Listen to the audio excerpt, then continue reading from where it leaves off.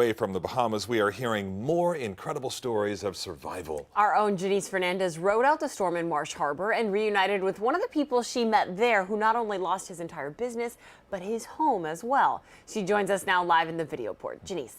Well, Nicole and Calvin, when we first introduced you to Bill Albury, he was preparing his restaurant for Hurricane Dorian. A sixth-generation Bahamian, he says he knows how to handle storms, but he says he has just never seen destruction like this before.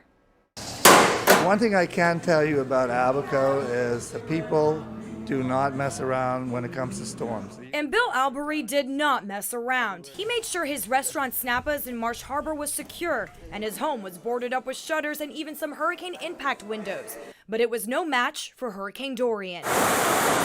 Just as the front eye wall came through, one of the windows in his home popped out. The walls started to rattle a little bit. The other windows started to shake.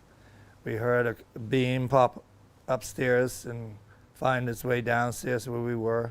Bill and his wife Victoria ran to a little hallway, not able to get their pets. We just hugged each other and said this could be it. And I said, no, we're gonna make it, even though deep down inside I wasn't sure. Their neighborhood was right next to our hotel, getting the eye of the storm, which ended up being a blessing in disguise. Had it not been for the eye going over us, I don't think we would have made it out of the house. They were then able to grab their 2 dogs and 2 cats and run to a neighbor's house to ride out the rest of the storm. But then the aftermath. Their home literally crumbled apart, and the restaurant Snappa's, this is how it looked before, and now this is what's left. It wasn't until Thursday that a chartered plane arrived for them, but a 20-minute drive to the Treasure Key Airport took them about 2 hours as they dodged debris along the way. Then, at the airport, pure chaos. I don't think there was anyone in control of anything there. But they eventually made it safely with their pets, now in Wellington, staying with family. But the trauma of their experience still very much weighing on them. So tough question, but what's next for you? I know we would both like to be back there at some point in time, but we're just gonna have to wait and see.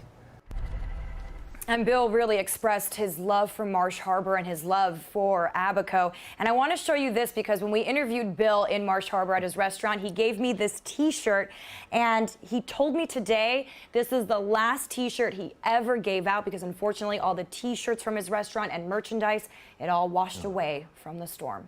Collector's item, no doubt about that. And Janice, you and I spoke about this. So he's lived there for what, 5 or 6 decades now? So not rebuilding is not an option, correct?